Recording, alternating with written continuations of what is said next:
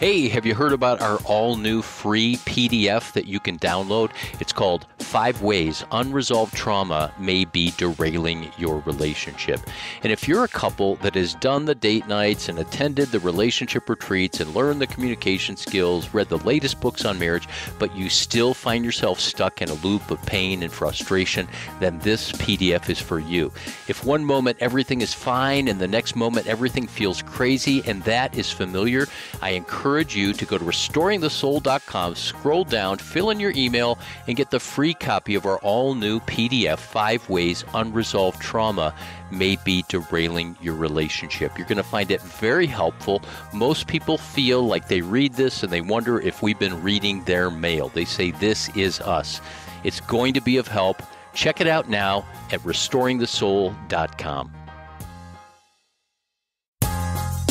Hello, everybody, and welcome back to the Restoring the Soul podcast. I'm Michael John Cusick, and today I am talking with none other than Dr. Janelle Hallman. Hi, Janelle. Hey, Michael. If you've not been listening to the Restoring the Soul podcast very long, you might have missed the podcast that's about 50 episodes or so back where Janelle and I talked about her story and her background as a professor and an academic at Denver Seminary. Janelle has taught all around the world on trauma and sexuality and transformation. And she's been a colleague and a dear friend for close to 30 years. So I'm really thrilled to be talking with you today as a colleague here at Restoring the Soul. I'm so glad to be here. We are going to talk about mindfulness. And I want to start by having you define terms a little bit. Mindfulness has become, popular everywhere, from pastors talk about it, at least in the more psychologically oriented churches, to boardrooms and CEOs and TED Talks, and you see it all over social media. But mindfulness is much more than just a technique that people do to lower their blood pressure or manage their stress. It's really about a way of being, right? Yes, I would agree with that. So unpack what mindfulness has been for you, and I'm excited that today we're not just going to talk about a practice, but to talk about your story and to interact about our stories together and how mindfulness has impacted that, or in my case, how I'm still learning about it and how to practice it. So I'll start with just kind of a basic definition or description of mindfulness. But I think as I share my story and interaction with what I call mindfulness, that'll really become richer. The understanding of it will definitely deepen. But basically, the way that I was first exposed to it is mindfulness as a practice of setting aside time for silence and stillness, for the purpose of bringing our attention and awareness to the present moment, or to the present experience that you're having right now, right here and now, in the present moment. And I was also taught that there is a posture in coming to this awareness of your present moment experience. The posture is no judgment, but to come with curiosity, as if you're an explorer, really exploring what this experience is like.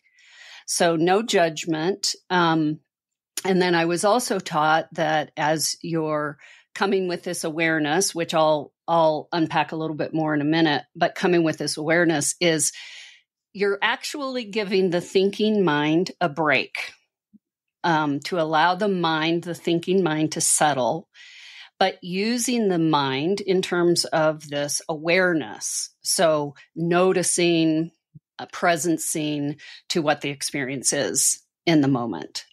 So when the thinking mind comes in, then I was instructed to notice, oh yeah, I'm thinking, and then to redirect my mind into mindful awareness, which is awareness of the moment, of staying with the moment. And you and I were trained approximately the same time, going back 25, 35 years, somewhere in there at our different points in our career. And this was not talked about or really understood in clinical settings or mental health settings. It was more Eastern philosophy and religious circles, Right. but it's really been incorporated. So how did you become personally someone who doesn't just offer this to clients, but it's a part of your life? That really started. So I mean, you're right. This goes way back into a lot of healing circles that I was actually in for years. And back then we called it practicing the presence of God, practicing God's presence. So, but all I understood back in those years was it also included kind of this moment of stillness, moment of silence, and then acknowledging that God is present and maybe putting your hand on your heart, feeling God's love and presence. And that was it. That was all I knew. And that took me about 10 seconds. And then I was like, okay, I don't know what else to do. I don't know that. So I did practice that periodically, acknowledging God is present, especially when I was really struggling. But it just didn't evolve. It never blossomed into anything more. So it was about 15 years ago that I went to a workshop, and it was an experiential workshop, which meant we're not just listening to talking heads, but we're actually doing exercises and deep shares with partners, etc. But that was where I heard about more what we would consider the proper concept of mindfulness or basic mindfulness. And so I was led in a mindfulness practice throughout the weekend of how, really they coached us on throughout our kind of silence and just bringing our awareness to our body. So that was a new piece right there, is like, bringing my awareness to my breath. They focused a lot on the breath, following my breath, exploring what is it like to breathe, feeling my shoulders move, checking in with my belly to see if my belly moved, just noticing the air coming through your nose. Well, this was like totally new concept for me of this is something I can do when I'm practicing kind of a stillness and silence. And it was kind of amazing. So I was kind of amazed. It's like, I've never even thought of something like this, of just exploring my somatic experience in the moment.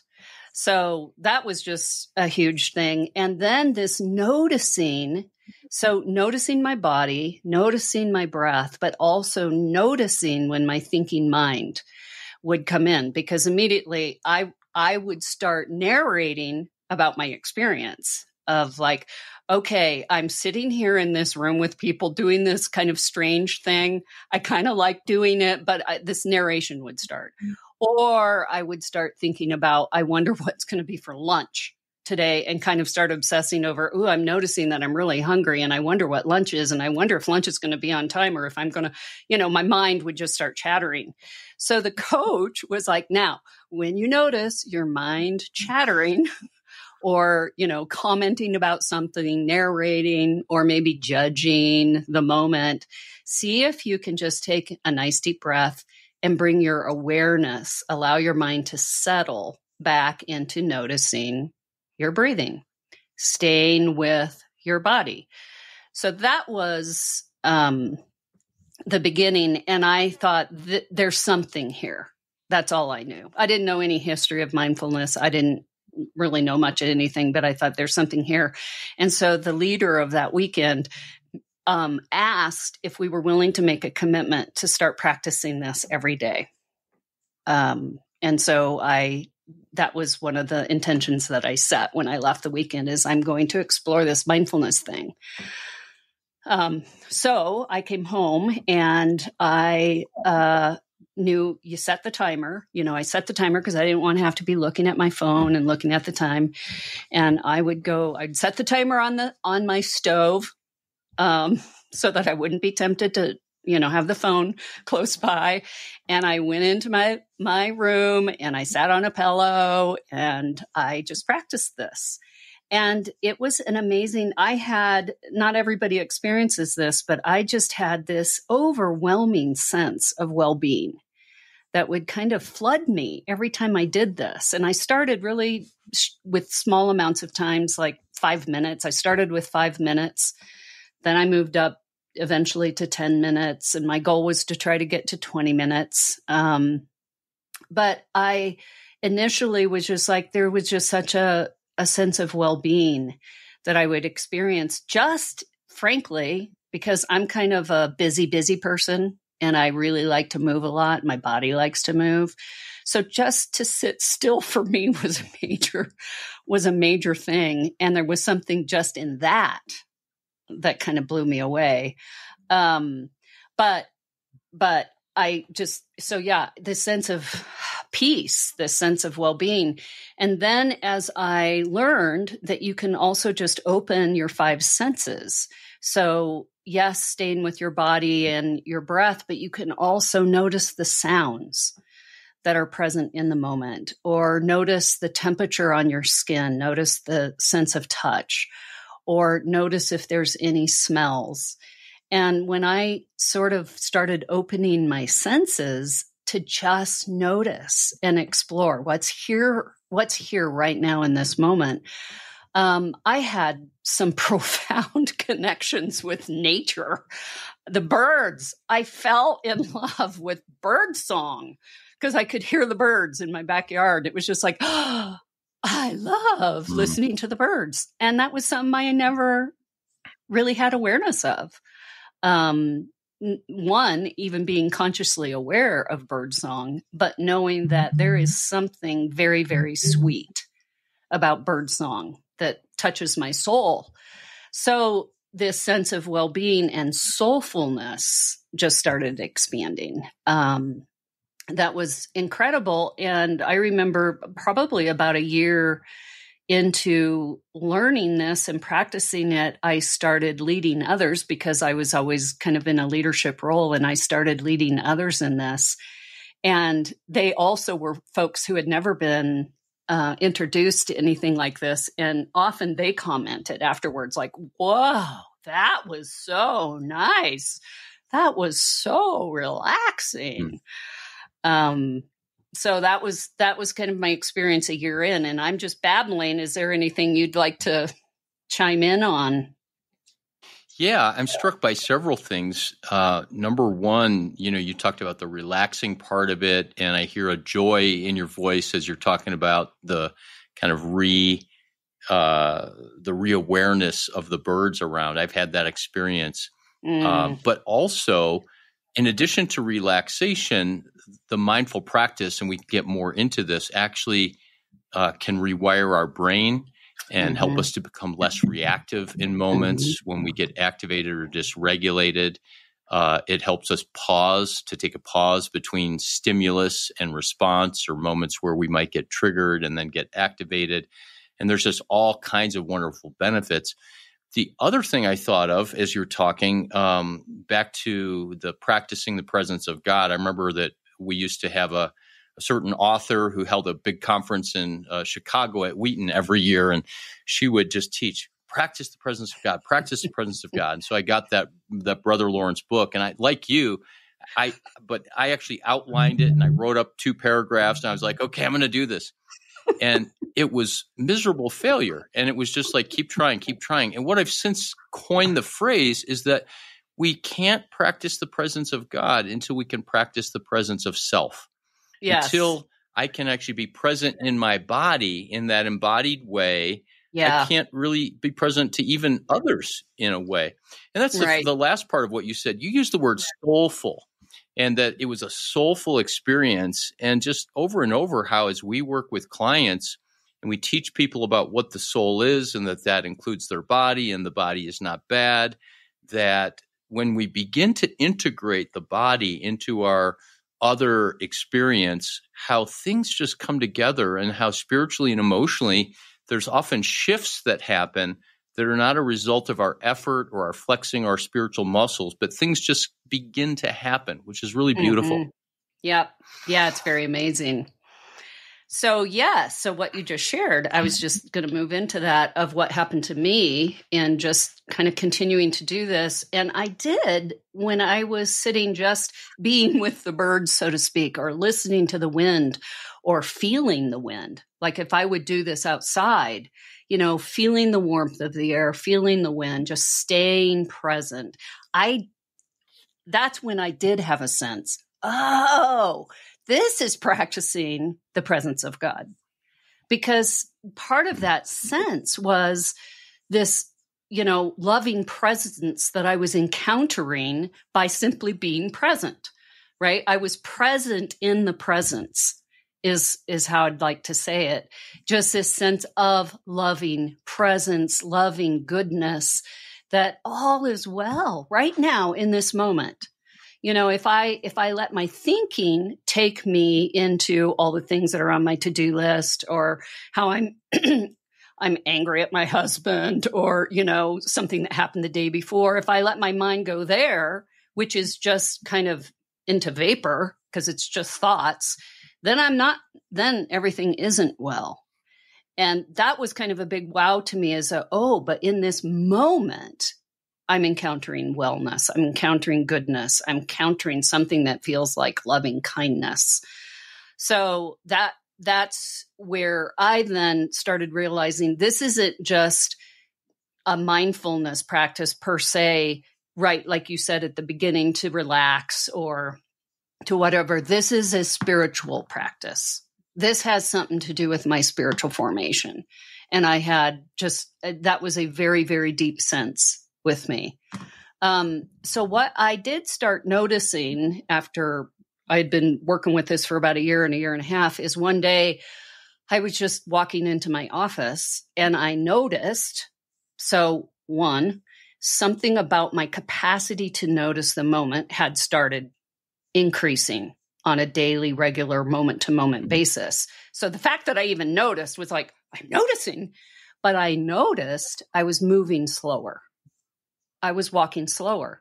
And I just thought, I didn't analyze that. It was just kind of because like I said, I tend to be the busy, and I'm a very fast walker, because I'm going from one thing to the next thing, to the next thing, to the next thing, which I've always known this is an edge for me. But I'm moving slower and possibly with a little more intention, instead of being oblivious as to how I'm moving in the world, which was typically my MO. And then I noticed, I don't remember if it was I lost my keys one day or if I had a flat tire. I can't tell you what the situation was, but it was a situation that would have made me frantic in the past. I would have just been very dysregulated. I knew nothing about dysregulation back at this point in time, but that's what was happening. I would have been very dysregulated. I would have been very anxious, angry, frustrated, and tight and tense, and which would have made my day miserable because that moment would have ended up defining my day. So I was in one of those kind of situations, and I noticed that I was just kind of observing the situation, that I was just going, in this matter-of-fact way, I have a flat tire. So what do I need to do, to deal with this? Am I going to try to change it, or I do need to call somebody? And, I'm going to be late for my appointment with my client. So I better call my client and just give him a heads up. But I was in that experience of just kind of this calm, matter-of-fact being in the midst of this situation. But I also had this witness part of going, wow, what is going on?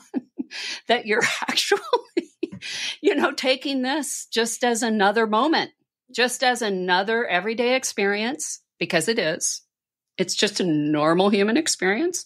Tires get flat, and that was like, whoa, what was that? And I think that these are some of the results of building the muscle. So back to the practice of mindfulness, we're actually building muscles of noticing. We're building a muscle of noticing the present moment. We're building a muscle of staying with our body and noticing the sensations in our body. We're building the muscle of noticing our thinking. And if our thinking were to start catastrophizing that moment, if my thinking had gone that direction, perhaps I would have had the groundedness to go, oh, I'm telling myself right now that this is the worst thing in the world that could happen. That why does this happen to me? Because I go into victim mode very easily, like I'm being punished by the universe. Why does this happen to me? Perhaps I would have noticed that, but my thinking didn't even go there, which was really surprising. But we're building this muscle of how to be with what is.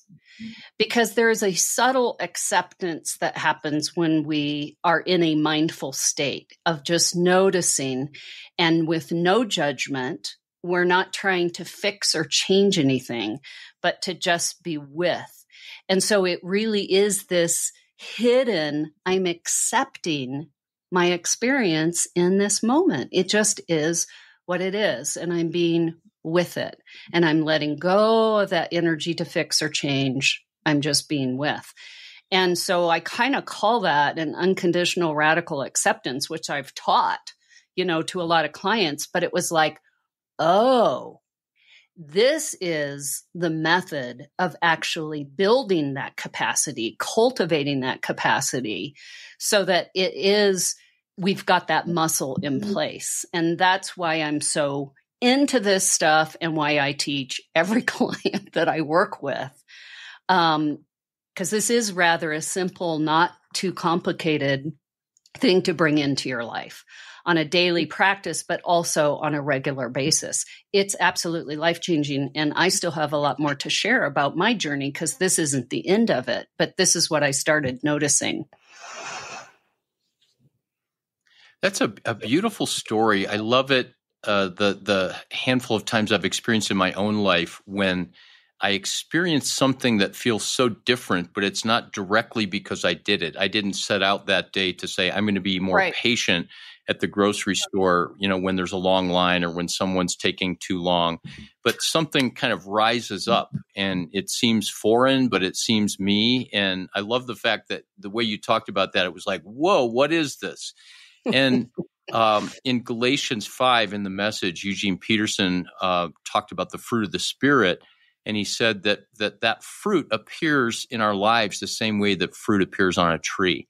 It just blooms. It just shows up, and yet there's all that goes on behind the scenes, where the sun shines and it rains, and where they may fertilize and they have to prune the trees, and yet it just appears there. And it's interesting because the paradox is that we have something to do with it, but we don't directly bring it about. Right. And, so many people that we sit with are frustrated because their faith, their beliefs, the Christianity that they were given, I'm supposed to have this abundant life and I'm supposed to have joy and patience and kindness, and I'm, losing it in traffic when people cut me off. They don't realize that, and let me talk personally, I have not realized that there's actually this exercise or practice that I can do, as you said, to strengthen that muscle so that one day when we need that muscle, it kind of flexes itself automatically and we don't find ourselves reacting. Right. Yeah. It's kind of amazing. And then far beyond that moment of that your day didn't go down the tubes because of losing your keys, it also adds to our ability to, as you talked about with loving kindness, our ability to be patient with others, to be kind to others, to love others, to have a perspective of other, not as bad, but as just facts, just people who are people and human. Yeah. Yeah. Well, and I would say, I think how that has happened for me, Michael, is in that example that I used, I was patient with myself. There was just this patience of being with and just letting, this unfold and making the decisions that I need to make. And I didn't beat myself up for losing my keys or having a flat tire, which is also really cool.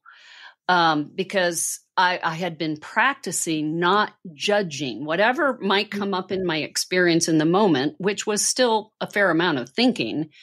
Or I might start, I would ponder about a situation that would have brought a lot of judgment. I worked really hard on just releasing, just noticing I wanted to judge.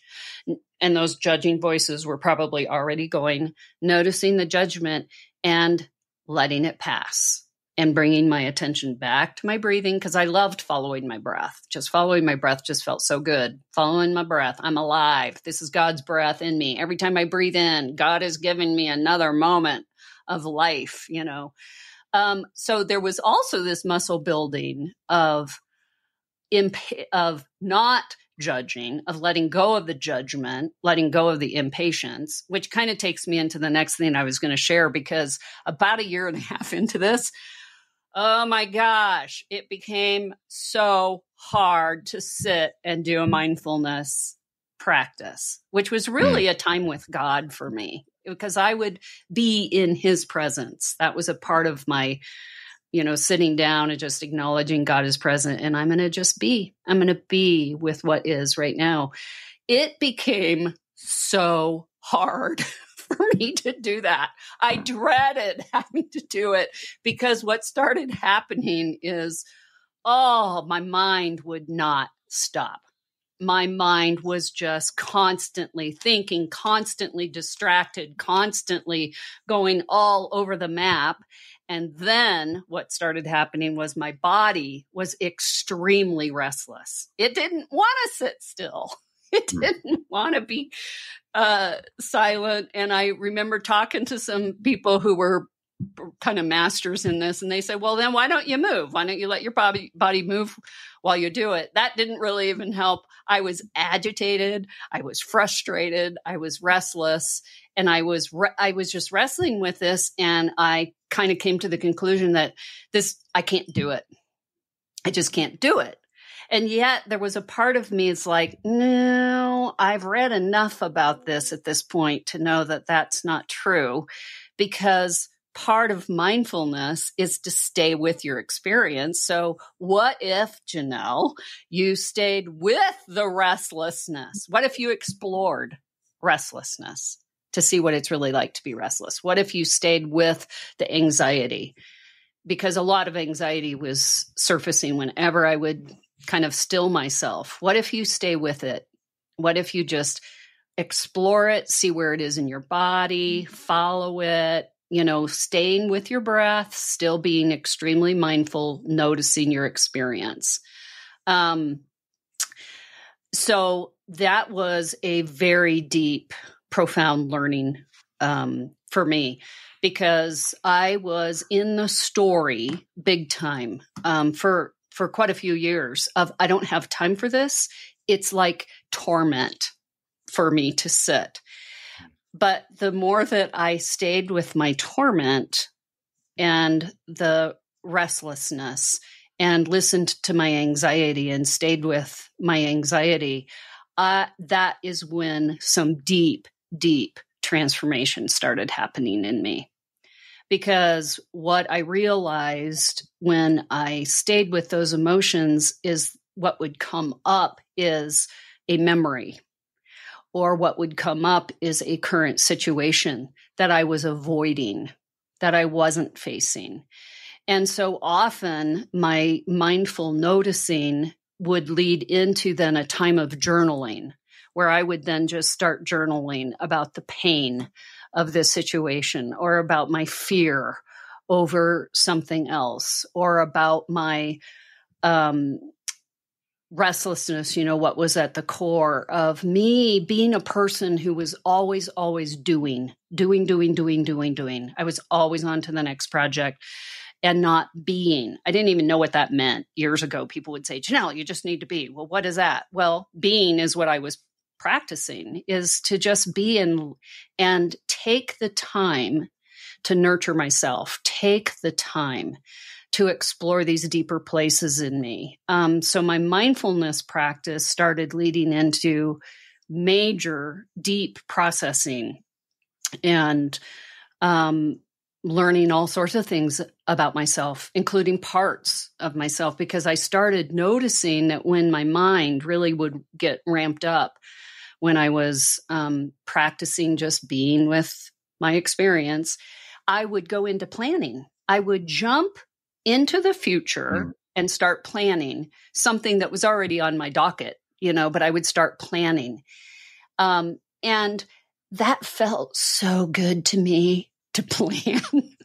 There was like, a little wash of, oh, I'm so happy when I can plan because I can organize and I get this sense of control over my life. And then realizing, oh, that's what all this planning is about, is to gain control on my own terms. And is there a place of me letting go of that kind of control, letting go of the illusion of all the planning, future planning, it's just illusion, and to stay in the moment, accessing what is here right now for me in this moment. And then I also realized I had a rehearser. I would rehearse. Same thing. It was kind of the same thing of, if I can get this down and if I can say this perfectly to this person or whatever, then everything will be okay. And it was like, no, why don't I stay with what is not okay? Just stay with it, face it, and feel it. So that was a huge, it was very difficult time, but it was a huge piece of, I think, deeper transformational work that really came about through just staying with a mindful practice. So we've wrapped up another episode of Restoring the Soul. We want you to know that Restoring the Soul is so much more than a podcast. In fact, the heart of what we have done for nearly 20 years is intensive counseling.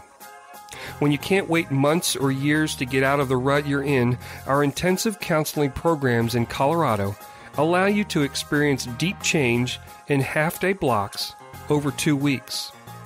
To learn more, visit restoringthesoul.com. That's restoringthesoul.com.